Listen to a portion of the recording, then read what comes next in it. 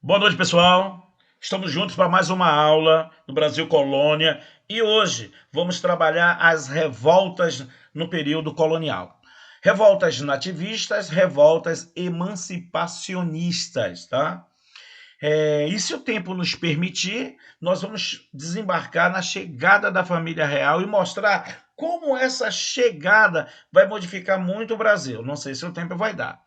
Mas um dos grandes objetivos na noite de hoje, no dia de hoje, ou na tarde de hoje, dependendo do horário que você vai assistir, mais tarde sai aqui, ou o dia que você for assistir, é saber diferenciar a revolta nativista da revolta emancipacionista, que também é chamada de separatista.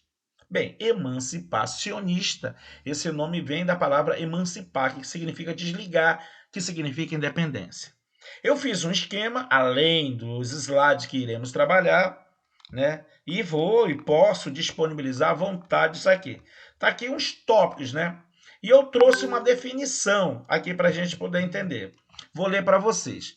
Nativistas foram motivadas, lembra bem, revolta, movimento, tem tudo esse nome, pode vir na prova, por descontentamento em relação a alguns aspectos específicos da exploração colonial, quer dizer, do pacto colonial. Era uma coisa específica. Por exemplo, o preço dos produtos, a questão dos escravos, como foi a famosa revolta de Beckman. Não falavam em independência, não falavam em ruptura, não falavam em desligamento, não falavam em emancipação. Ele não falava em se desligar da metrópole, não se falava em se desligar de Portugal, que era a nossa metrópole.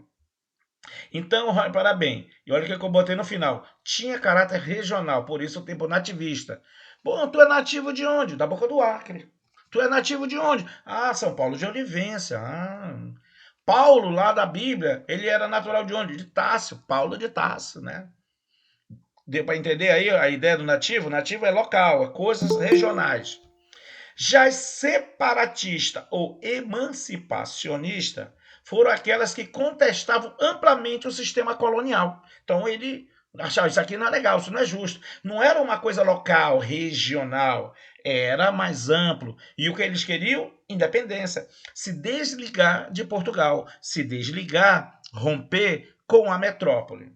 Alguma dúvida nesse primeiro momento, nessas duas definições? Pode se manifestar, tá? Então, nesse momento agora, que nós já temos uma ideia da definição, eu vou apresentar para vocês, eu vou apresentar as principais revoltas, tá? E depois, nos slides, nós iríamos trabalhar um a um. Bem, já temos a definição. Nas separatistas, nas emancipacionistas, né? Só são mais duas para trabalhar. O que vai dar mais trabalhinho para a gente é a nativista, que tem muito. Na verdade, existe mais de uma dezena de revoltas aqui. Eu botei 5, das 5, 4 tu tem que dar uma atenção especial. Depois mais a gente vai ver que o slide ele não trabalha muito na cronologia, né? Mas eu botei na cronologia. Lá eles colocam assim na importância. Mas eu coloquei na cronologia para vocês, tá? Por exemplo, essa primeira aí é Aclamação de Amador Bueno. A aclamação de Amador Bueno, na verdade, ela não durou nem um ano, durou pouquíssimo tempo. Pouquíssimo tempo que ela durou, tá? Repara uma data dela, 1641. 1641. Ela tem uma coisa importante nessa data, né? Nós estamos assim recém-saído do período chamado União Ibérica, recém-saído da União Ibérica. União Ibérica, que foi aqueles 60 anos que Portugal e Espanha tiveram sobre o mesmo governo, né? Que foi chamada dinastia filipina, de 1580 a 1640. Então aqui já cessou a União Ibérica. Tá? Depois eu vou falar um pouquinho sobre ele. Isso, por que eu estou falando isso? Porque tem importância, tá? Esse cara aqui, Amado Bueno, ele era espanhol. Metia a banca, né? Falava e resolvia. Quem mandava aqui era as Espanha. E daqui a pouco mudou. 41 nós já temos, né? Se eu não me engano, Dom João IV é o rei que vai assumir. Já é os Bragança, pela primeira vez, tá? Já inicia uma nova dinastia. Qual era a dinastia antes? De Aves. E no período? Filipina. Agora vem os Bragança. A de Beckman, muito comum na prova, que ocorre no Maranhão, né? Uma luta contra a miséria, que ele coloca, depois vou mostrar um pouco mais detalhe. O Emboaba, que ocorre onde hoje é Minas Gerais, mas que na época pertencia a São Paulo. Um dos resultados depois da Emboaba é o desligamento da província, né, de São Paulo. Ele perde um pedaço e vai formar o Minas Gerais. E aí os caras vão mais para dentro, aí no oeste brasileiro, atrás de outros, serão expulsos. Dica na prova, quando ele usar o termo estrangeiro, ou uma palavra capão da traição. E uma outra, Revolta Filipe do Santo, que tem mais dois nomes além da Revolta Filipe do Santo.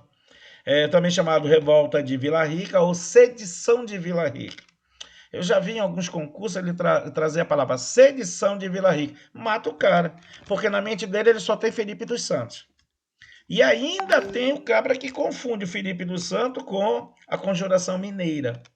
Né? Essa daqui é uma última das mais importantes que encerra as nativistas, mas tem vários. Né?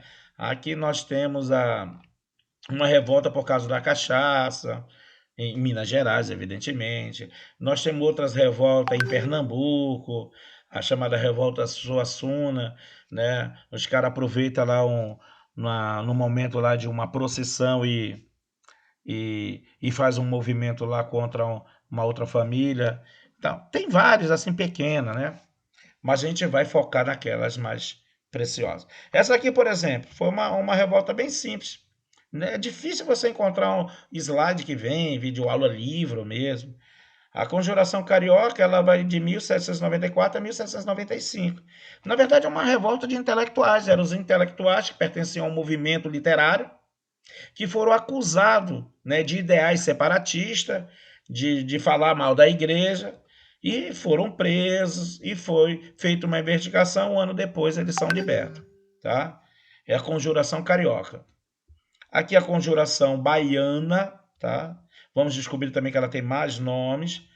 Essas duas, da emancipacionista, são as mais famosas em prova. Conjuração Mineira, lembra lá de Tiradentes, e a Baiana, tá? Que tem como líder um médico, tá? Um médico. Deixa eu tentar lembrar o nome dele aqui. Cipriano Barata. Isso era um médico. Essa conjuração baiana também, eles gostam de prova, em concursos, porque ela é uma coisa assim, quase única no Brasil. Foi uma das revoltas que teve participação de escravo mesmo, com a vontade lá, por conta própria, ex-escravos, a média burguesia e até gente da alta, como era médico. O cara que era médico ali não era qualquer um, não. Então ele vai usar vários segmentos da sociedade. Né? Eles estão revoltados ali porque o Pombal fez uma medida que quebrou a economia deles. Foi o momento da troca da capital de Salvador para o Rio de Janeiro. Né? Foi um dos casos. E outra coisa interessante, eles vão ter como inspiração, além da Revolução Francesa, né, eles vão ter ali ideais jacobinos, que eram contra a colônia jacobinos, né? Eles, quando tomam o poder, e eles que vão governar o terror na França, eles têm ideais anticoloniais, então eles vão gostar. Eles são contra o movimento escravo, então vai ter aqui muito panfleto, né, jacobino. Mas tem uma curiosidade, tá? A Conjuração Baiana, ela vai ter como inspiração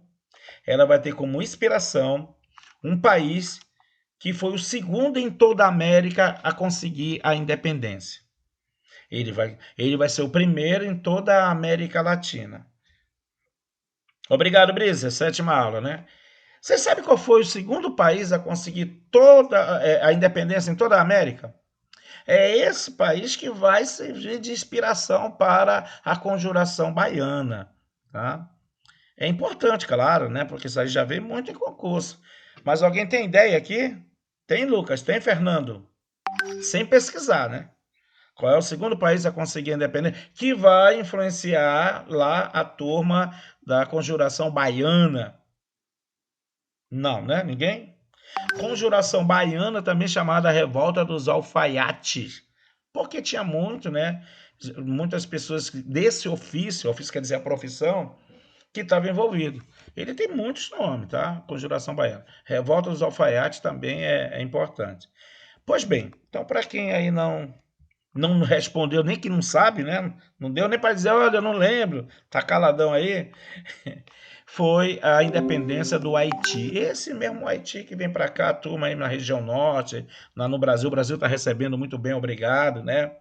Com muitas dificuldades, mas foi um país que saiu na frente. Eles fizeram uma independência com um movimento escravo. Eles entram para a história com isso aí. Os escravos que fizeram o movimento para conseguir a sua emancipação da França. Eles aproveitaram o momento ali da Revolução Francesa. Depois Napoleão tenta anexar de novo. Não vai ser assim simples não, tá? Liderança será morta, mas aí é um movimento que não tem mais volta depois, tá? Alguma pergunta? Posso seguir? Fiz uma explanação geral, agora vamos trabalhar um a um.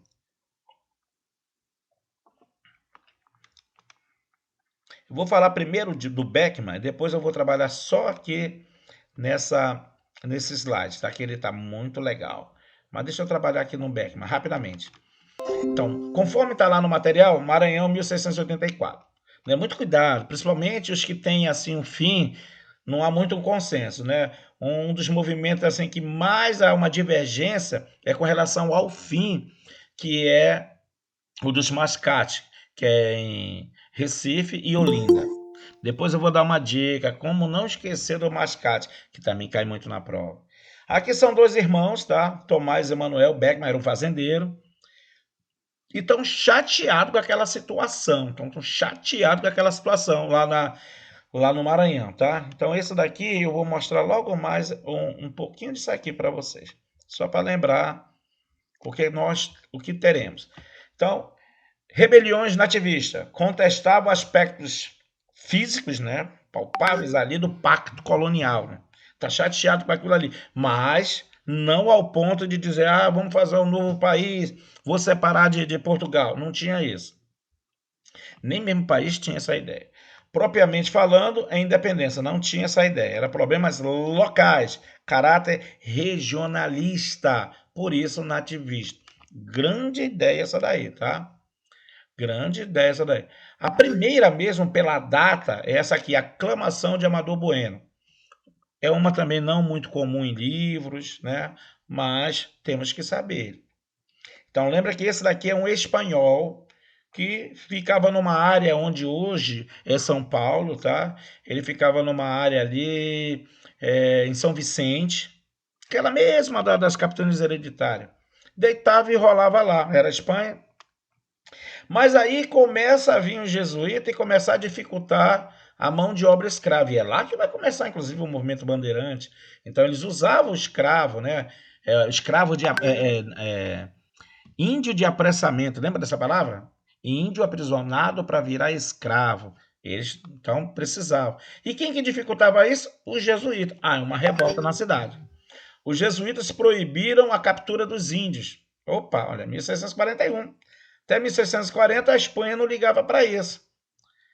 Aí começou uma revolta para botar os padres para fora. E vão conseguir. No meio desse movimento, né, e envolvendo muita pobreza e atenção social, né, jesuítas bandeirantes que queriam pegar os índios para vender como escravo, que era um meio, né, de ganho, né, era chamados bandeirantes de apressamento. Aí, rapaz, quando sai a notícia que Portugal se emancipou, Dom João IV assume, ele abre os olhos. Nesse momento, o pessoal corre na casa dele para aclamar ele como o rei daquele local. Olha só, inclusive uma coroa. Ele sai correndo e gritando, né? Viva ao novo rei, viva Dom João IV. E desaparece e a revolta acabou, tá? Não é muito comum em prova, mas já caiu, por isso eu estou mencionando.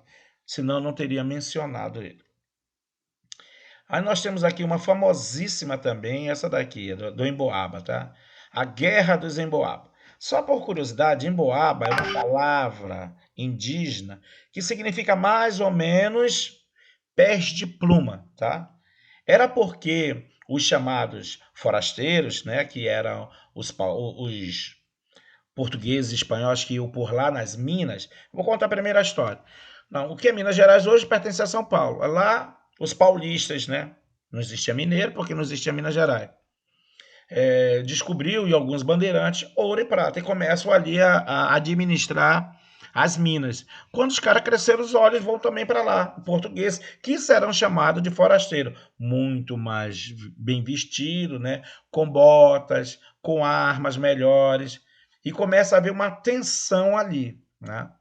As botas dele eram emplumadas, plumas. E os índios que também já estavam ali adaptados na sociedade e ajudavam na mineração, começavam a chamar pé de pluma, que a palavra é emboaba, por isso a guerra dos emboabas. Mas uma dica na prova é estrangeiro, tá?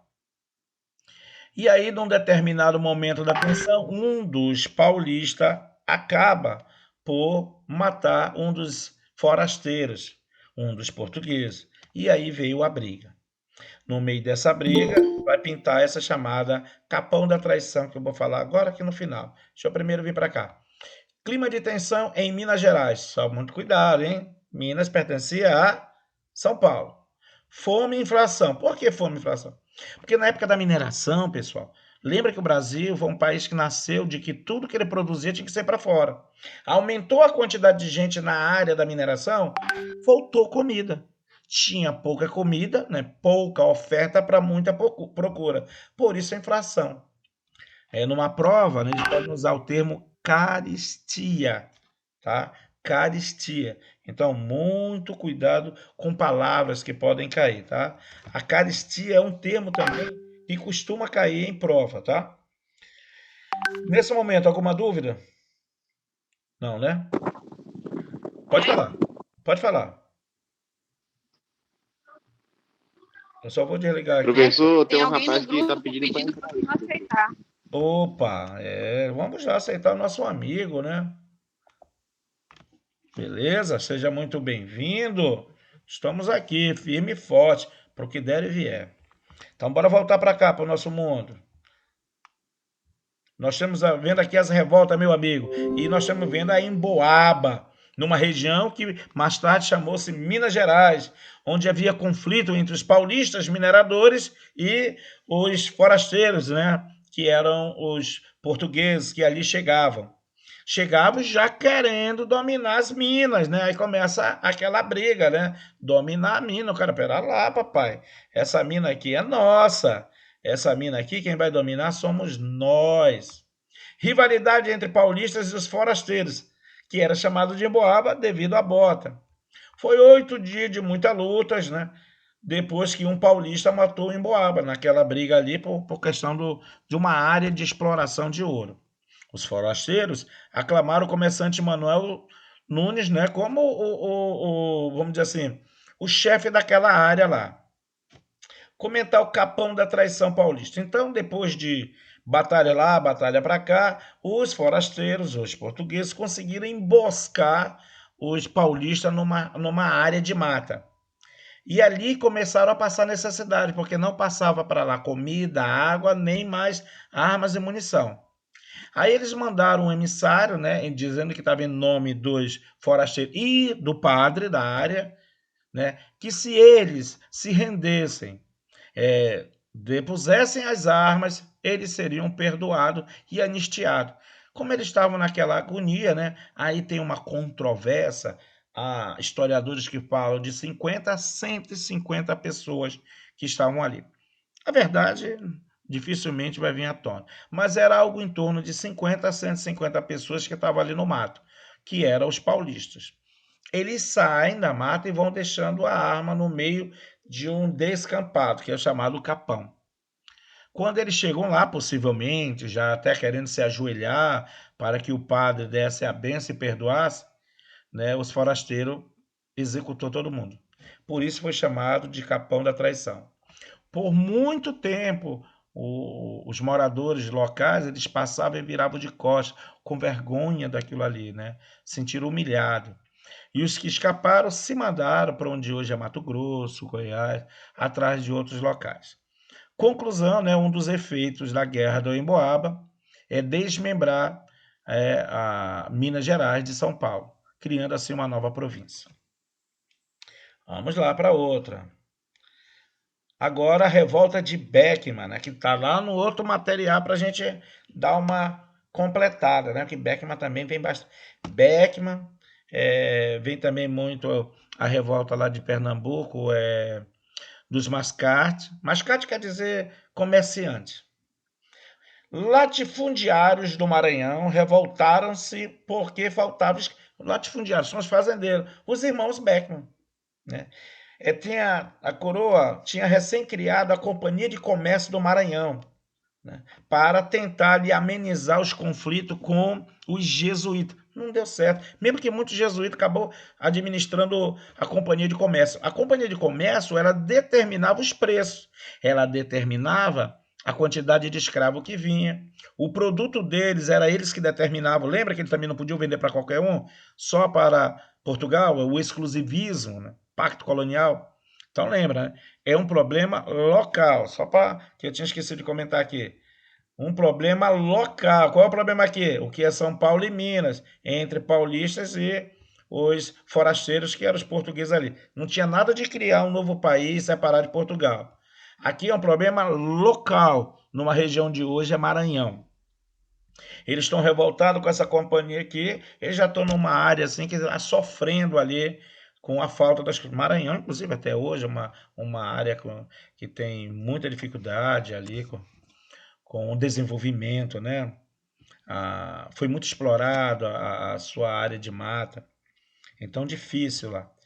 E aí eles se revoltam contra isso. Inclusive, isso aqui vai ter uma vida curta. Depois da revolta, ele vai ser extinto a Companhia de Comércio.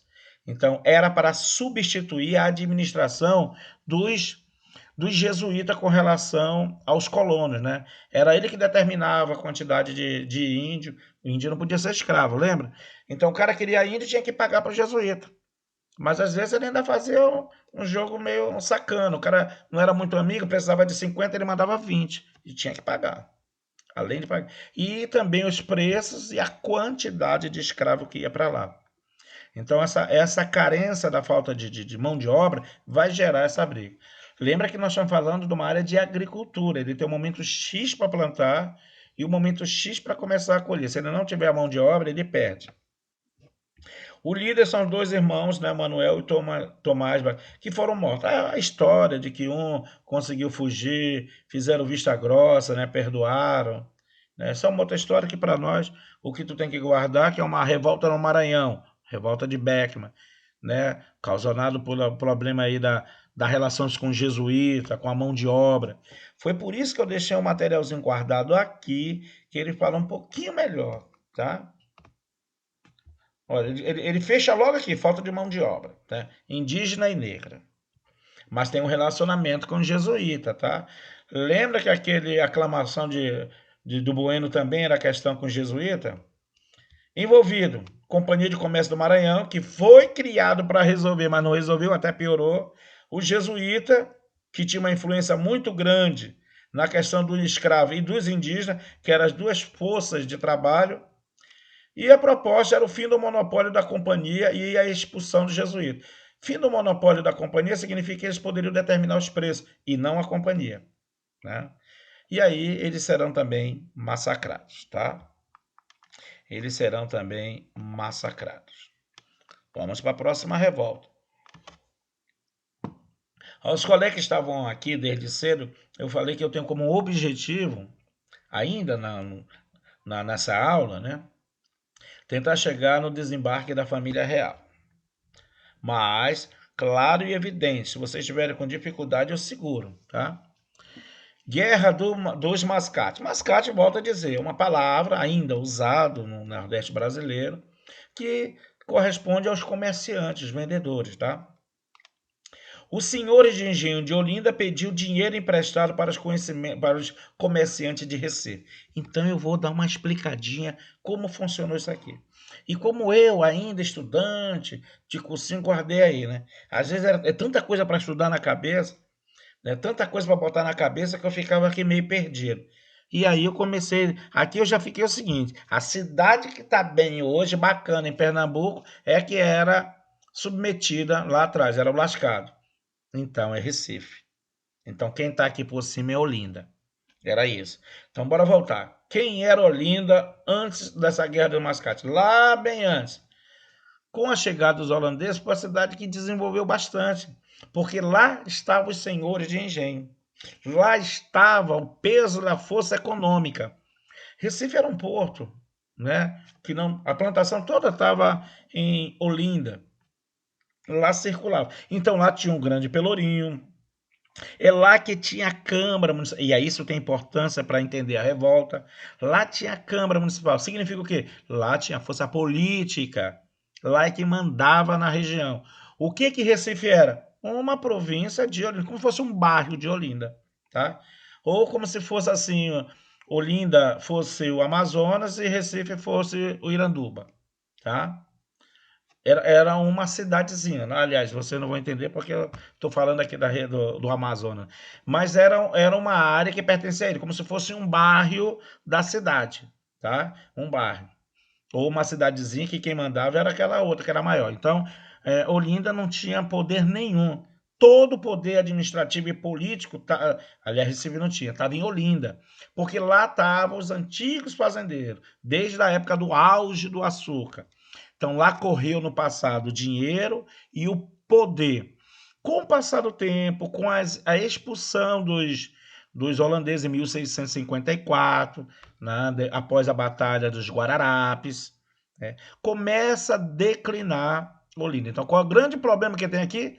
Devido ao declínio do açúcar. É ele que, no fundo, vai provocar a Guerra dos Mascates. Na verdade, é a questão do açúcar. Porque enquanto estava correndo todo dia do açúcar, estava tudo bonitinho. Olinda estava prosperando economicamente e politicamente, e Recife era um agregado ali. Com o passar do tempo, Recife começa a se desenvolver economicamente, por isso mascate.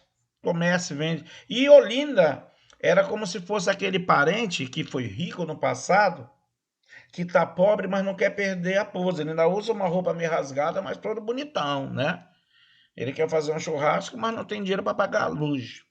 Então, como é que os fazendeiros de Olinda viviam? Viviam pedindo dinheiro emprestado dos comerciantes de Recife, que tinham medo, porque eles tinham o poder da caneta, né? O poder da caneta, eles tinham as câmaras municipais.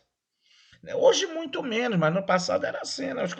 Um empresário, um comerciante, chegava um deputado, um senador, ai meu Deus, ele tinha que estar agradando porque aquele cara fazia leis para beneficiar ou para sacanear. Hoje menos, mas ainda tem. Então, era isso. Olinda tinha um poder político porque tinha a Câmara. E aí, com o tempo, Olinda descobre que Recife está por trás, articulando, né, para se desmembrar, para se emancipar. Esse emancipar de Olinda, não de Portugal. Por isso é um movimento nativista. É uma briga ali de duas regiões, de duas cidades. Uma que era a capital, que era o poder, e a outra que começa a crescer no momento que a outra começa a baixar, né? Como se fosse grandezas inversamente proporcional, né? No momento que Olinda cai, Recife vai subindo. Era fácil não pagar, ele está dizendo, dinheiro emprestado, era fácil dar um calote, pois controlava a Câmara Municipal. Só lembrando, a Câmara Municipal composta por homens bons, os fazendeiros, os senhores de engenho. Era eles que tinham poder político. Mas quando o Recife ganhou o direito de emancipar, na verdade, quando ainda estava lutando para isso, os latifundiários ficaram putos. Eles não queriam perder a galinha dos ovos. Tá? Quando eles observam que eles estão conseguindo, né, junto à administração do governo geral, buscar a sua emancipação, ele não quer saber que o governador geral está dando a emancipação. A briga é interna, ele não está puto com Portugal ali. A briga é interna, nativista. Os latifundiários não aceitaram e invadiram a cidade, destruindo Pelourinho. Está aqui uma pintura da época. Destruir o Pelourinho era um recado para dizer que Recife não tinha poder. Era um recado para dizer que quem mandava lá, em toda aquela área, era Olinda. É como o cara que está ali no fundo do teu quintal, ele já vai botar uma cerca e fazer o sítio dele, no que outrora era teu.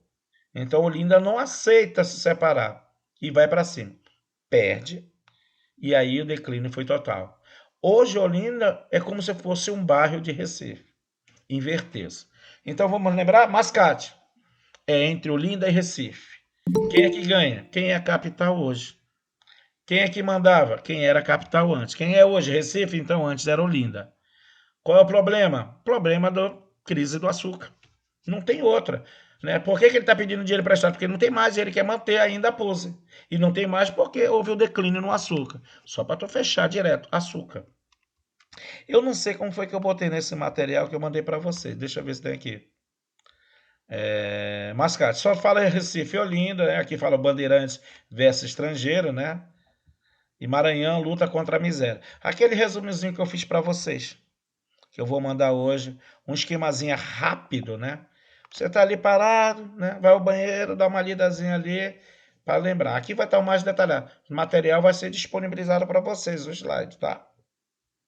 Tem alguém querendo entrar aí? Não, né? Que eu vi umas rodinhas. Tem. Ninguém falou nada, né? Temos dois colegas querendo entrar e ninguém falou nada, bichinho. Sejam bem-vindos. Já estamos com um grupo legal, né? Quarentão, né? Vamos lá. Revolta de Filipe do Santo ou sedição. Olha aquela palavra que eu usei, que eu falei que vem na prova. Sedição de Vila Rica. Ano 1720, tá? Para vocês aí, aquela história do Tiradentes esquartejado, a maioria dos historiadores não acredita aí. Cadê? Nenhum historiador sério acredita naquilo. Na verdade, o esquartejado foi Filipe dos Santos. O que tem aí de controvérsia é que alguns dizem que ele trabalhava nas minas, outros diziam que, na verdade, ele trabalhava com venda de objeto, que é o que dava dinheiro. Na verdade, quem mais ganhou dinheiro foi o pessoal que trabalhava com venda, né? O cara vendia ali o charque, roupa, trocava por ouro, né? Então ele tinha as caravanas com produtos para vender, levando, né, na área de mineração. E eu vou explicar então como isso tudo ocorreu. Tem até um nomezinho para esse comerciante, é os tropeiros. Inclusive de lá que vem aquela história do feijão tropeiro, né? Aquela comida curda, forte para aguentar a viagem. Né? O que é mais aceito que ele era um tropeiro, né? Mas que estava sendo prejudicado pelas mudanças que estavam ocorrendo. O ano de 1720 é um ano que marca já um declínio na produção do ouro. E cada vez mais Portugal está querendo ali arrumar medidas, que inclusive vai combinar com aquela revolta lá de Tiradentes, né? Quando aí está pior ainda a questão. Aqui já começa. E Portugal não acredita que está diminuindo a produção de ouro. A decisão do conde de Assumar, quem era o conde? O governador da província, né? Quem controlava lá, de abrir as tais casas de fundição. Não é ele que inventa. Casa de fundição é uma determinação da coroa portuguesa. Vamos lá, Rocha, o que isso tem a ver com a revolta? Antes dessa determinação, por exemplo, ele, o comerciante, né, um tropeiro, que fez as suas vendas, que fez o seu comércio lá, ele recebe em ouro. Só para você ter uma ideia, a maior parte do ouro que era encontrado no Brasil era pó, tá? Ou pequenas pepitas. Pó ou pequenas pepitas. Então ele recebeu aquele ouro e ia embora. Ora, não havia um controle desse ouro. Quem mesmo vai fazer uma medida é um cidadãozinho que vai entrar um pouquinho depois disso aí. O nome dele chama-se Marquês de Pombal. Ele vai fazer medidas fortes, tá? Como, por exemplo, ele vai proibir que o ouro saia por todos os portos. Inclusive, ele vai fazer a troca da capital que eu já falei, né? Da Bahia para o Rio de Janeiro. Uma maneira de controlar mais. As casas de fundição também era uma maneira de controlar. Bem, para que o ouro saísse daquela região da mina, ela só podia sair fundido e selado. Eu tenho até, inclusive, acredito que eu tenho aqui no slide umas fotos desse tipo de ouro. Fundido, então, por exemplo, aquele monte de pó, de ouro, pedrinha, eu levava na casa de fundição. Podia ser qualquer local para fundir? Não. Os caras faziam fundição Não entendi, Fernando. Prícia, tá dado a licença, tá? Fernando, eu não sei. O que tu queria falar aí, não sei se foi só um problema no microfone. Prícia, Obrigado, por mestre. favor, pode ir, tá? Não Vai tô ficar muito legal, gravadinho. não, tá? Tá bom. Qualquer dúvida, me Eu procura no assino. privado. Então, os caras Ok, fica com obrigada. Deus e melhores para você. O pessoal fazia também fundição clandestina depois disso, até antes, até para facilitar. Mas a partir daquele momento, a casa de fundição era um galpão, né, tudo bonitinho, uma instituição de administração da coroa. Então quem estava lá era funcionário da coroa. Só podia fundir lá. Então chegava o ouro, ele balançava, né, balançava não, ele pesava, tirava as impurezas, né? Não tinha muito controle nisso. E aplicava na hora que ele ia solidificar, que é a fundição, ele aplicava a cobrança de um imposto chamado o quinto. O quinto corresponde a 20%. 1 sobre 5 vezes 100, 2, 20%. Inclusive, aproveita essa dica para fazer na aula de matemática. Transformar uma fração em porcentagem. Multiplica por 100. A resposta está em porcentagem. 1 sobre 5 vezes 100, 20. 20%. Era tão cruel esse imposto, né, porque ele falava que tinha as impurezas, tirava o imposto do ouro limpo, né? E aí, trambicagem também. É daí que os historiadores dizem que nasceu a famosa expressão usada, o quinto dos infernos, um imposto muito cruel, 20%. Às vezes o cara cobrava até mais, né? E às vezes mais de uma vez. Derreteu o ouro, solidificou, quer dizer, fundir, casa de fundição. Ele recebia um selo da coroa e um selo que ele foi quintado. A palavra quintado quer dizer foi cobrado o quinto. Deixa eu ver se eu acho aqui, não sei se é nesse material ou se foi no que eu tirei, que eu tinha. É aqui, tá aqui. Ó. Consegue enxergar? Isso são placas, né, no Museu de Ouro que foi selado e quintado. Assim estava. E se eles fossem pegos sem isso aqui, sem um selo e sem a comprovação de que já foi tirado o imposto, o ouro era confiscado. O ouro era confiscado. Então tá aqui alguns exemplos, algumas placas, tá? Do ouro que poderia circular. Então, isso aqui foi fundido, solidificado, num local chamado Casa de Fundição. Tranquilo? Alguma pergunta? Yuri, hoje vai ser um dia de muita informação, né? Então, temos que estar aí com a mente preparada. Bem, aí os caras fizeram um movimento contra isso. Era para pegar Minas Gerais e transformar num país, separar? Não. Era briga lá contra essa imposição, né? Da casa de fundição, porque eles seriam prejudicados, né? Seriam prejudicados. Rocha e o pessoal tentava fazer, burlava de tudo que era jeito, né? Uma das coisas que eles faziam também era, como eu falei, fundir ali, inventar o carimbo para poder sair, levar o ouro, né? Lá mesmo já existia muito isso, de levar o ouro na unha, em suas partes íntimas. Tentar não pagar imposto, isso é antigo no Brasil. Filipe dos Santos, minerador, foi contra porque seria prejudicado, né? Porque ele pegava o ouro e depois ele que tinha que pagar o imposto. E o massacre dos rebeldes para servir de exemplo. Então eles serão presos, será esquartejado para que todo mundo veja e sirva de exemplo. Não tem volta à casa de fundição. Vigora e a revolta será abafada. Com isso, nós vamos encerrar aí esse momento dessa primeira parte de revolta, que é a revolta nativista, revolta de cunho local, contra aquela imposição do pacto colonial, sem nenhum momento pensar em separar. Por isso a outra será chamada emancipacionista. Se você observar uma dicasinha no que eu botei aqui, isso aqui vai ajudar muito para a prova de vocês, tá? As principais, que são essas duas, a Conjuração Mineira, Tiradentes, a Conjuração Baiana, também chamado de a Revolta dos Alfaiates, ela ocorre num momento bem crucial da nossa história, né?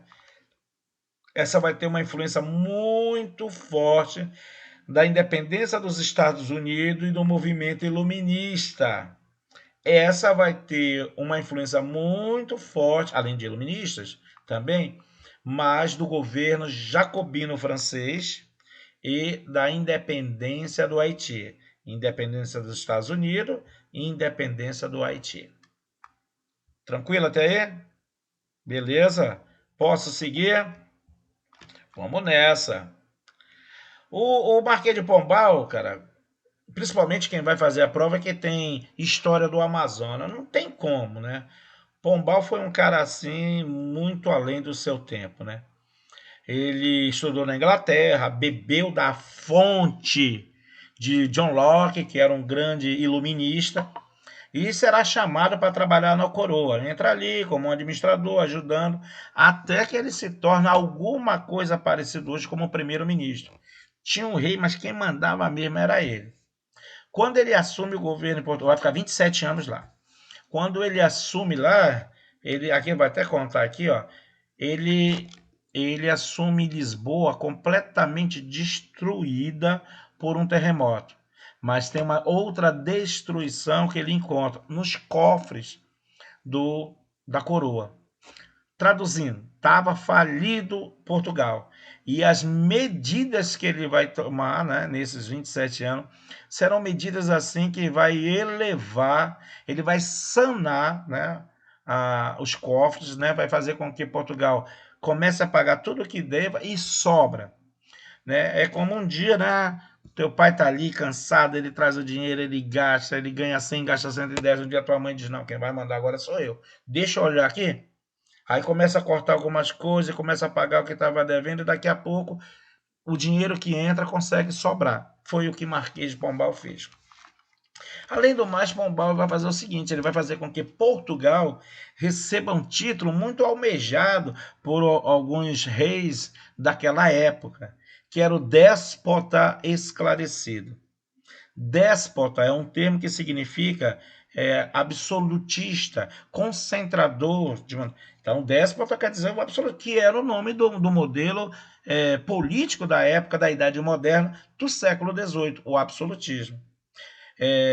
Mas haviam alguns dos reis, né, como o da Prússia, né, o próprio de Portugal, que vão começar a fazer medidas, né, mais flexíveis para poder amenizar ali a revolta do povo, de ideais iluministas, mas é absolutista.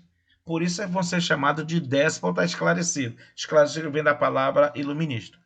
E esse cara é que vai fazer com que o rei de Portugal consiga esse título. Então, vamos lá.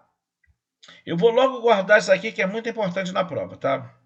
Mudou a capital do Rio de Janeiro, incentivou a manufatura.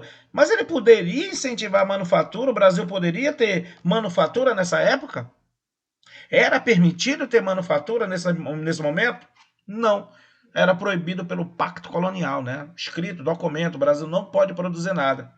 Mas ele pensou o seguinte: para que Portugal possa desenvolver, é bom que a colônia também desenvolva. Mas quem que não gostou dessa ideia? Aquele país que sempre esteve apoiando aí Portugal por muitos momentos. A Inglaterra, porque o Brasil consumia o produto. Não vinha direto, não podia devido ao Pacto Colonial, mas ia para Portugal e vinha para cá. Quem fornecia a maioria dos produtos consumidos aqui eram os ingleses. E aí vem esse cara e diz: não, bora incentivar, já vai ganhar inimigo. Qual o motivo da mudança da capital? Isso é importante saber para os concursos. Porque outrora Bahia estava no Nordeste, onde centralizava ali a corrente econômica, açúcar. Agora está quebrado, porque o açúcar faliu desde a expulsão dos holandeses. Agora nós temos uma nova fonte de renda arrebentando, o ouro. E o ouro está onde? No Sudeste. Lembra que foi na província de São Paulo que foi descoberto o ouro? Que mais tarde se chamou Minas Gerais, depois da Guerra do Emboaba. Então ele coloca a capital lá para quê? Para que ficar mais fácil para controlar. E baixa uma determinação, que aqui não está escrito, né? Ele baixa uma determinação. Todo ouro que tiver que ser exportado só poderá ser exportado passando pelo Porto do Rio de Janeiro. Ora, com isso ele consegue fazer uma melhor centralização. E o pessoal vai continuar tentando mandar o ouro para outro lugar? Vai. Mas se fosse pego, era confiscado. O que quer dizer confiscado, Rocha? Será confiscado, quer dizer, vai ser recolhido, porque não era permitido levar o ouro por outro lugar, por outra forma. Só era permitido o ouro se ele fosse pelo porto do Rio de Janeiro. Ainda agora há pouco eu falei para vocês que inclusive o pessoal levava ouro, escondia na unha, né? Em suas partes, em comida. E eu falei da expressão quinta dos infernos, né? Que era aquele imposto. Tem uma outra expressão que nasceu aqui também. Quando eu contar a história, você vai ver só. Digamos que eu estou com essa minha caneca, né? Que é de uma pintura marajoara. Comprei em Alter do Chão, né, em homenagem, né, ao Cacicado Complexo. Então, digamos que isso aqui seja uma peça de madeira maciça que eu talhei um santo. Tá? O Brasil exportava essas madeiras já talhadas, né? O Santo Antônio, o São José, e vendia. Eu não acredito muito nessa história que vou concluir aqui. Tá? Porque a polícia não é desde hoje que ela tem os seus serviços de informação. Diz que foi sem querer o cara observando. Poxa, mas o pessoal tá ficando muito religioso na Europa, né?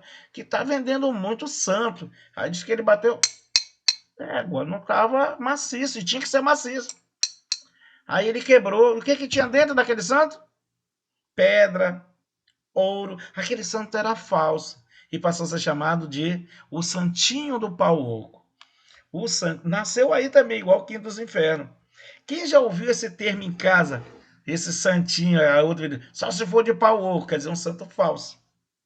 Já ouviram algum? Eu ouvi muito, inclusive para minha pessoa, né? Ficava puto. Vânia, tu ouviu isso aí? Jeane, tu ouviu? O santinho do pau. Porque era para contrabandear, para não pagar o tal dos 20%. Muitas vezes, né? Mas sabia a história do santinho do pau oco? De onde veio? Tá aqui, da época da mineração. Santinho do pau. E eu sabia lá o que quer dizer Santinho. Santinho para mim era uma criança, eu entendia, né? Porque era um santo pequeno. Mas eu entendia que era uma criança, Santinho do Paulo. Paulo, pior ainda, que eu não conseguia entender. A história era essa, porque ele tinha que ser maciço e era oco, porque estava carregando ouro lá dentro. Buchão igual o meu, cheio, pedra e ouro. Chegava lá, o cara quebrava e tirava. São as histórias. Vai longe essas histórias aqui no Brasil, né? Do cara querer se dar bem, né? De hoje não. Bem, ele vai criar também a derrama. Essa derrama a gente vai conhecer daqui a pouco, hein? Quando for falar do Tiradentes, em 1789. Derrama. Decreto que estabelecia que se a captação. Rocha, o que é captação? Captação era o imposto cobrado pela quantidade de gente que trabalhava para o minerador, para o dono da mina. Ora, então ele tem escravos, ele tem 10 escravos, ele vai pagar. Captação vem da palavra capite, quer dizer cabeça. Era um imposto também criado na Idade Média, usado na Idade Média, né? Para os servos lá. Eles pagavam anualmente, além de muitos impostos, eles pagavam a captação. Quantidade de gente que tinha na casa, tem 20, pagava o imposto X. Essa captação, ela era meio perniciosa, malvada, e o próprio Pombal já percebia que ela era, vamos dizer assim, era uma brecha para a revolta. Se a captação não fosse paga, os bens dos mineradores poderiam ser confiscados. E essa captação, por que ela não era muito legal? Tu lembra que nós estamos num momento em que a captação de minério está diminuindo. E a cobrança está cada vez maior que você mande aquele ouro, mais imposto. E agora eles começam a botar essa captação. Quer dizer, se tu precisar botar mais gente, tu vai pagar mais imposto. Tu já está tentando botar mais gente para tentar tirar pelo menos um pouco do que tirava no passado. Mas quanto mais tenta conseguir buscar aquela produção de ouro, mais imposto tu paga. Resumindo, muita gente não conseguia pagar. A derrama era um período do ano em que eles vinham para pegar o que faltava do imposto. Por isso que na revolta de Tiradentes, eles vão escolher o momento da derrama. É o momento que o cara está mais puto em casa. Eu vou inventar aqui, né? Então o cara chegou para cobrar e eu estou faltando pagar. Eles cobravam em arroba, né? Digamos que eu tinha que dar 15 arroba. Cada arroba é 15 quilos. E eu só dei 10 arroba, não consegui. Eu estou devendo ainda. É 5 arroba, 5 vezes 15. Então, o que ele chega na minha casa? Aí ele, digamos, arranca meu dente de ouro. Aí, vou pegar os dias atuais, né? Pega meu celular, o meu carro, arranca o cordão da minha mulher, até que desce aquela quantia que eu estava devendo. Eles levavam. O rei de Portugal, a própria administração ainda não tinha caído a ficha. Eles acharam que era conversa, que estavam fazendo pilantragem, que não estava acabando tanto ouro. E estava. Tá? E acabou. Você tem uma ideia? Vocês que viram aí aquelas represas em Minas Gerais, né, que arrebentaram, naquela época já se sabia que tinha muito ferro, né? A maioria dessas aí é a mineração de ferro. Só que era proibido, né, minerar ferro. Dava dinheiro, mas era pouco. A coroa portuguesa queria, na verdade, era ouro. Na revolta de Tiradentes, eles já querem que seja liberado a exploração do ferro. Já que o ouro não estava dando muito, vamos para o ferro. É pouco, mas dava. Entendeu? Então, o ferro já se sabia e tinha muito ferro, mas o ferro era proibido minerar o ferro. Bem, captação, não fosse pago, os bens dos mineradores poderiam ser confiscados. Por isso que era um momento de revolta chamado derrama. Por isso escolhido para aquele movimento que Tiradentes estava, né? Garantiu o controle da. Olha só como ele vem para cá, né? Ele vai criar, inclusive, um código, né? Que regulamenta os índios, chamado Diretório Pombaíno. Não sei nem se tem, tá bem aqui.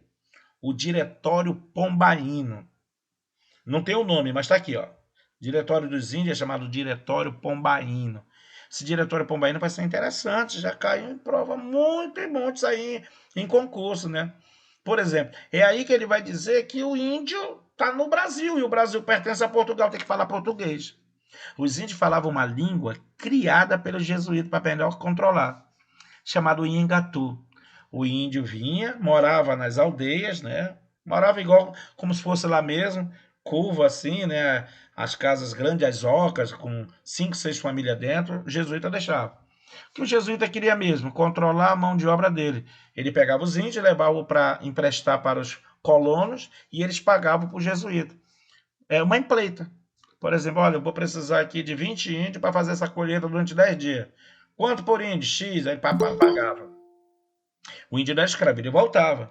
O que o índio recebia? Ele tinha a casinha dele lá, ele era catequizado, o pagamento. O, o índio lá comia, descontava do dinheiro. Na verdade, o índio não vinha nenhuma cor do dinheiro.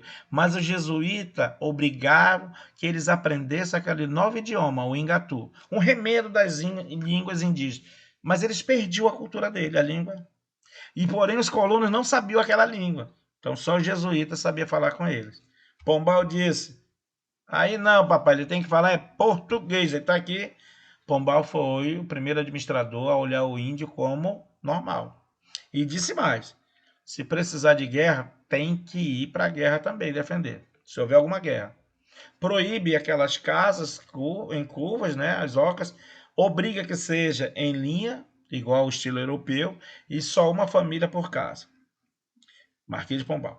Garantiu o controle da Amazônia, criou o Banco Real e organizou a arrecadação de impostos. Rapaz, esse cabra era demais. Né? E tem mais, Pombal, nós estamos falando aqui no Brasil. Todas as colônias portuguesas, ele fez mudanças radicais. Tanto que Portugal economicamente cresce. Inglaterra fica puta, ele começa a se desprender, né, do jugo inglês, da dependência. Reconstruiu Lisboa após o terremoto de 1775. Ainda tem locais que lembram, né?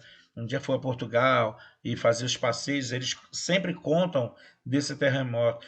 Portugal estava quebrado, não tinha dinheiro. Ele fez uma outra cidade. Criou diversas companhias de comércio. Né? Organizou a alfândega. Alfândega, quer dizer, é o local no porto como se fosse a Receita Federal, onde o produto sai e vem. Organizou. Ele controlou melhor. Lembra o que ele fez no Brasil? Mudou a capital. O ouro só podia sair pelo único porto. Tinha que passar lá para saber se tinha pago o imposto. Senão era confiscado. Se tentasse levar o ouro em qualquer outro porto do Nordeste, do Sudeste, o ouro era confiscado. E pelo Rio de Janeiro, se não tivesse já pago o imposto, que ele só podia sair já lá da área de mineração, já paga o imposto. O quinto, 20%. Organizou as alfândegas, criou tribunais e outras instituições do Estado, aparelhou o Estado, né, funcionário, tudo. Procurou reaquecer a lavoura açucareira no Nordeste. Né? Ele sabia, vamos de novo, isso dá dinheiro, o açúcar continua. Até hoje, pô. É um monte de cara diabético aí, mas quer comer açúcar. Até hoje. Então ele olha só o pensamento dele, muito evolutivo no Brasil, né? Bora botar a lavoura de novo, né? Bora fazer açúcar. Isso também vai dar dinheiro. Não dá mais como era antes, mas a gente vai estar aqui. Tentou diminuir a dependência econômica de Portugal com a Inglaterra. Isso já criou inimigo. E aqui que foi o que vai no futuro causar o fim dele. A expulsão dos jesuítas de Portugal e suas colônias, confiscando todos os seus bens. Então vou parar aqui. Pombal pegou e arrebentou os jesuítas. Há vários motivos para ele não gostar dos jesuítas. Vários. Eu vou citar alguns. Mas repara bem, é uma ordem religiosa, né, criada no Concílio de Trento, num período chamado a Contra-Reforma, para levar a educação, né, para as comunidades e para a América para catequizar. Era um funcionário da coroa, recebiam muito forte, perante também um papado, mas ele observou que os jesuítas funcionavam como um Estado dentro do Estado, eles mandavam. Por exemplo, o rei não dá muita trela para ele quando o Pombal começa a assumir e dá a ideia para o rei. Assim que o rei assume, ele tem um atentado e Pombal desconfia que foi arquitetado pelo jesuíta, porque já sabia que era um rei que não ia rezar a cartilha dele. Aí tem uma outra revolta lá atrás, lá embaixo no Brasil, onde hoje é o Rio Grande do Sul. Existia uma região, né, bem encostada ali do Paraguai, chamado Sete Missões, que era colônia espanhola. Entre vários acordos, né, teve um que é o Tratado de San Ildefonso, que negociou. Aquela parte espanhola viria para Portugal e Portugal dava uma parte que é hoje dentro do Uruguai, chamada Colônia Sacramento. Aí deu para ele. Inclusive as Sete Missões teve obra aí literária, né, do Érico Veríssimo, saiu aí minissérie na Globo. Os jesuítas não querem, porque sabe que Portugal seria mais severo com eles, né? E aí eles se juntam com os índios e reagem à, à tomada por Portugal daquela área. Eles querem continuar na área espanhola. Ora, eles teriam que abandonar tudo que já estava pronto, com todos aqueles índios para outro lugar, porque aquela região seria portuguesa. Seria e foi, né? Então, repara bem, eles se revoltam contra a coroa portuguesa, jesuíta, espanhol, mas jesuíta. Havia também muita queixa de colonos com relação à administração do jesuíta. Lembra, cara, a questão lá dos índios para dar? Tinha muita tramicagem aqui. Então, Pombal falou o seguinte, olha, esses caras não estão servindo de nada. Só estão aí explorando, ficando com dinheiro aí dos índios. E aí ele simplesmente acaba com a Companhia de Jesus, o jesuíta é chamado Companhia de Jesus, de todas as posses portuguesas, quer na América, quer na Europa, em Portugal, quer na África. E aí os jesuítas tiveram que se mandar para o lado espanhol ou ficar em Portugal, nas possessões portuguesas, mas de forma clandestina, escondido, fantasiado ali de padre.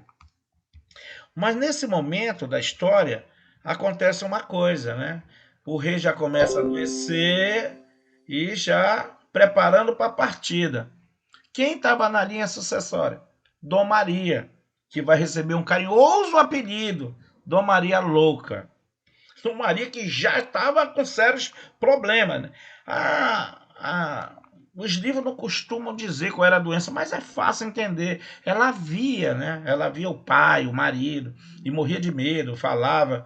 Então, as pessoas que falam com gente que não existe, uma doença mais comum chama-se esquizofrenia. É essa mesma Dom Maria Louca que vai dar canetada na punição do pessoal da Inconfidência Mineira. Então o pessoal começa a chegar no ouvido dela. A senhora sabe por que a senhora está assim? É um castigo divino. É um castigo? Mas castigo por quê? O que é que eu fiz, rapaz? Eu vou para a igreja, eu dou meu dízimo. É um castigo. Lembra esse Marquês aí, esse filho da mãe? Ele está perseguindo os filhos de Deus. A companhia de Jesus, não é qualquer uma. Aí ela olha, mas não deixa ele ver, não. Aí então começou aquilo ali. Não deu outra, né? Não deu outra. Quando o cabra lá bateu as botas, ela sumiu. Aí a primeira coisa que perde a cabeça é dele. Ele vai ser denunciado de corrupção, vai ser julgado, vai embora para uma fazenda, depois vai ser reabilitado, vai morrer, se eu não me engano, uns 87 anos, não lembro o detalhe, mas mais de 80. Depois os restos mortais dele vai para uma catedral lá, até hoje. Mas ele sofre no início. Mas, né, consegue chegar à velhice, que era difícil, né, e se reabilitar. Mas se esse cara fica mais tempo, ele fica 27 anos. Se esse cara fica mais tempo, a história era outra. Agora, guarda uma palavrinha que vem às vezes em concurso. Viradeira. Que nomezinho, né? Viradeira. Rodrigo, o que tu acha que é viradeira? Dentro do contexto. Tem ideia? Tem, Lucas?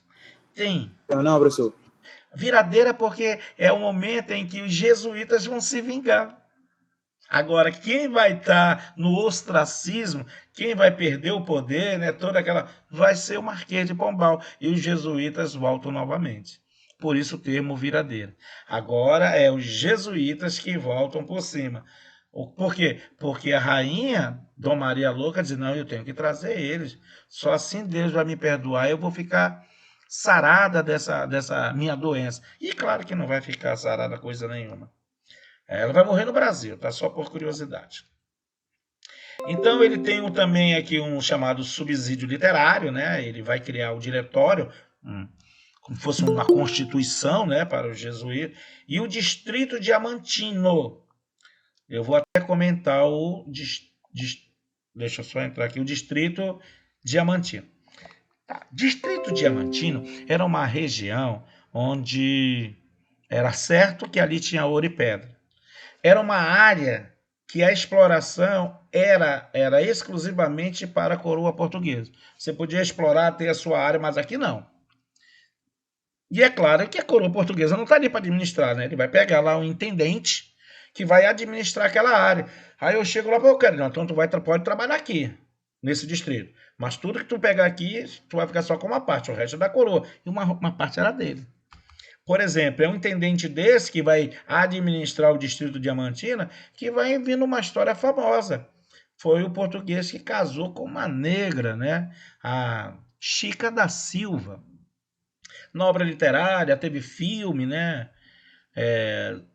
Zezé Macedo, se eu não me engano, exatamente, acho que se eu não me engano foi ela que fez, né? Com a música de duplo sentido, né? Chica da Silva. Era uma mulher. As ruas por onde ela andava, com seus vestidos lá, ainda hoje existe. Ela ia para a igreja, imagina, uma negra dentro da igreja, os caras iam loucura, mas o cara que era o chefão de lá. Né? Ele era louco por ela, fazia o que ela queria. Então ela bagunçou a sociedade da época, né? Porque era uma negra e queria viver como uma branca. Para você ter uma ideia, como esse cara tinha muito dinheiro e o absurdo de tudo, ele chegou a construir um navio, porque ela queria ver o navio. E lá não tem mar, né? E construiu um navio só para ela entrar dentro do navio. O Distrito Diamantino será uma das reivindicações dos Inconfidentes Mineiros para acabar. Inclusive, o direito de explorar o ferro. Tá? O Distrito Diamantino é uma área que diz, não, tem que ser para todo mundo. Então, quando se descobrir um ouro, até o cara chegar lá, o cara explorar, aí eu chegava, não, isso aqui vai fazer parte do Distrito Diamantino. Claro, né, pelo nome já dá para lembrar cidades que nasceram, né, em volta disso, como Diamantina. Bem, e aí que nós chegamos num dos mais famosos movimentos emancipacionistas. Não esquece quem chegou agora. Emancipacionista quer dizer separatista, quer dizer um movimento que busca a independência, fortemente influenciado pela maçonaria, pelos iluministas e tendo como inspiração a independência dos Estados Unidos. Muitas dessas pessoas envolvidas aqui eram pessoas que puderam estudar na Europa ou em Recife, que era o Centro Cultural do Brasil. O que não era muita coisa é justamente o Tiradentes, né? Que era um intendente, né? Seria mais ou menos assim um aspirante hoje, um cara que está na transição ali de sargento para tenente, seria mais ou menos isso. Não é um grande posto, nem é lá embaixo, mas que tinha um ofício, né? Ele extraía dente. E ali, inclusive, o nome dele é muito parecido com o nome do cara lá que vai trair, né? Joaquim Silvério dos Reis. Bem, porque o nome dele é Joaquim da Silva Xavier, né? E o outro é Joaquim Silvério Reis, nome parecido. Esse movimento também é conhecido como movimento, né, a revolta dos poetas, tá? Por quê? Porque muitos que aí estavam eram intelectuais ligados à literatura. Inclusive é aqui que vai vir o arcadismo, para quem não sabe, é um mestre aí de gramática, né, que também manja muito de literatura, pode lembrar isso. É durante a Confidência que nós vamos ter uma transição para uma nova escola literária, o arcadismo, né? Filho da elite de Vila Rica, estudando na Europa, tomaram contato da ideias iluministas. Os caras foram aqui, filho de fazendeiro, né? Tomás Antônio Gonzaga, né, como tem aqui, tantos outros foram, Cláudio Manuel da Costa, todos escritores. Vão embora para a Europa e lá eles escutam, né, de falar de Jean-Jacques Rousseau, de Montesquieu, John Locke, Voltaire, Jean-Marie Voltaire, e eles voltam com aquelas ideias contra a monarquia, contra a colônia, né? Só que tem um problema, a escravidão. Eles não entram num consenso. Porque enquanto os filhos daqueles grandes fazendeiros querem o fim da escravidão, porque era o que vigorava na Europa, o papai dele e alguns que estavam junto no movimento não, porque ainda queriam o negro nas suas fazendas. Aí entrou um impasse aí, né? Muitos deles, como em alguns outros movimentos mais tarde nós vamos ver, eles negociavam, né? Vamos ver isso depois. Mas se o negro lutar aqui junto com a gente, for vitorioso, vamos dar liberdade. Vamos ver depois. Não houve consenso, tá? Vamos lá. Eles tinham também como referencial a independência dos Estados Unidos, né? 4 de julho de 1776, segunda conferência de Filadélfia, feito por intelectuais ligados à maçonaria, né? O grande nome, por exemplo, Washington Luiz, George Washington. Lembra que a nota de dólar até hoje tem lá a pirâmide da maçonaria, o olho, né? O olho que tudo vê, que representa o Deus onisciente, onipresente, aquele que vê tudo, aquele que sabe tudo. E a pirâmide, né? Porque é o número sagrado dele. Lembra que os mineiros vão usar o triângulo, né? Lá é uma pirâmide. O triângulo, 3 lados iguais, equilátero. Né, que também muito apregoado pelos iluministas. Lembra que o lema dos iluministas, liberté, igualité e fraternité, 3. Sempre o 3, porque é o número sagrado desse movimento. Liberté, igualité e fraternité. Liberdade, igualdade e fraternidade. Eles vão usar lá uma frasezinha que a gente já vai ver. Minas, sinais de esgotamento, e Portugal não aceitava, né? De jeito, ele não queria acreditar que o poço estava secando. Sátira ao governador de Minas, isso aqui foi demais. Carta chilena, né? Ele tira um sarro do governador, né? O governador era Visconde de Barbacena, Tomás Antônio Gonzaga. Bora ver quem está aqui ligado a conhecimentos gerais. Essa carta chilena, na verdade, é uma sátira a um livro que tem um nome parecido. Um livro, um best-seller mundial, que tinha um nome parecido. Aí eles criaram um aqui no Brasil. Alguém conhece algum livro assim que o nome é parecido? Se eu não me engano, é Montesquieu ou Rousseau, não me lembro, foi um dos dois. Chama-se Cartas Persas. Aí ele botou cartas chilenas. E aí ele dá uma sacaneada, né? Aí o governador saca que é com ele ali. É um livro, inclusive, até hoje, né? Está sempre aí pelos vestibulares Brasil afora, que tem literatura. Né? Então, nesse livro aqui, ele tira um sarro danado no governador que fica puto, né? A derrama, ele decreta, quer dizer, o pessoal está devendo, não pagou tudo, tal dia terá a derrama, né? tal dia tu vai ter que pagar de qualquer jeito, né? Senão vamos confiscar os seus bens. Era o momento da revolta. Eles, esse vai ser o dia do nosso levante. Inclusive, eles já estavam certos de exército, quem ia, como que eles iam fazer a administração do local, ia fazer uma eleição, seria presidencial, estava tudo já certo, porque eles tinham uma ideia parecida com os Estados Unidos, né? Cláudio Manuel da Costa e outros homens ricos de ideias poucos definidas. Por quê? Porque um pensava de uma coisa, outro pensa. Isso muito atrapalhou, tá? Porque eles não tinham uma linha única. E esse cara, Joaquim Silveira dos Reis, foi o cara que resolveu ir lá com o governador e trair a moçada, né? Aí eu chego com vocês. O que será que. Yuri, fala comigo, Yuri. Por que será que ele resolveu trair, Yuri? O que tu acha? Por que será que ele resolveu trair? Diz um oi aí, meu filho. Por favor, papai. Yuri, não tá aí não, Yuri? Leomar? Rapaz, na hora de responder, não é qualquer um, pelo amor de Deus. Um só. Por que será que ele traiu? Mário? Jeane? Não sabe? Tô lembrando não, professor. Não tá lembrando, então significa que tu sabe, só não tá lembrando. É isso? O outro nem sabe mesmo. Tá legal. Mas olha, Jeane.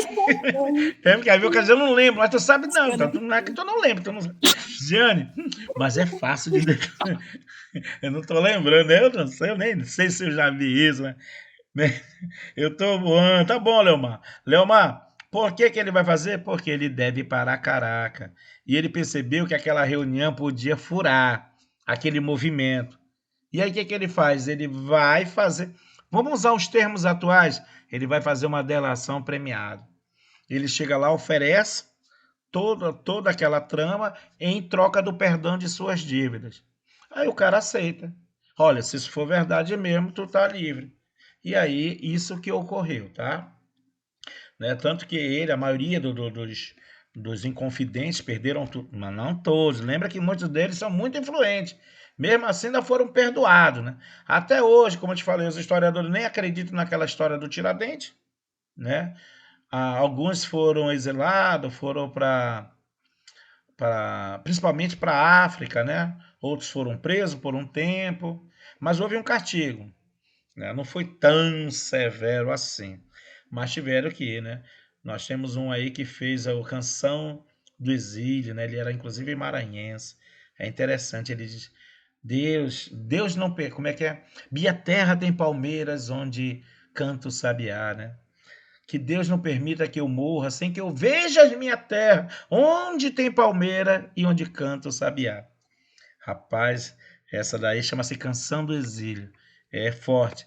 E é interessante a história dele. Ele tem a permissão para voltar para o Brasil, para ver as palmeiras onde tem, né, os pássaros, onde canta o sabiá. Só que quando ele estava chegando perto do litoral, bateu no arrecife, o navio naufragou e ele morreu. Mas, mas o que ele pediu a Deus foi dado. Ele viu a terra dele.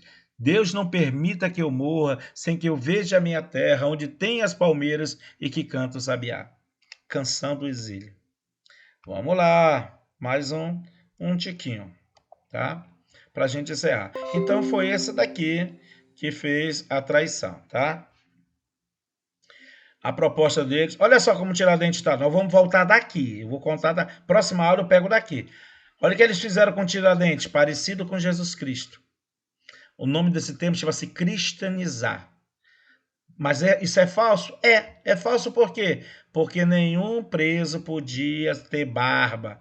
O preso não podia ter pelos devido aos piolhos que transmitiam doença. O cara, quando saía da cadeia, saía pelado.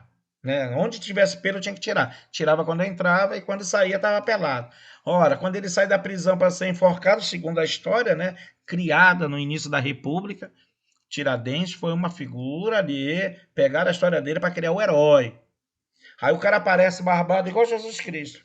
né? Barbado, cabeludo, mentira, não podia, era pelado. Pessoal, e eu paro por aqui para que você tome a sua aguinha,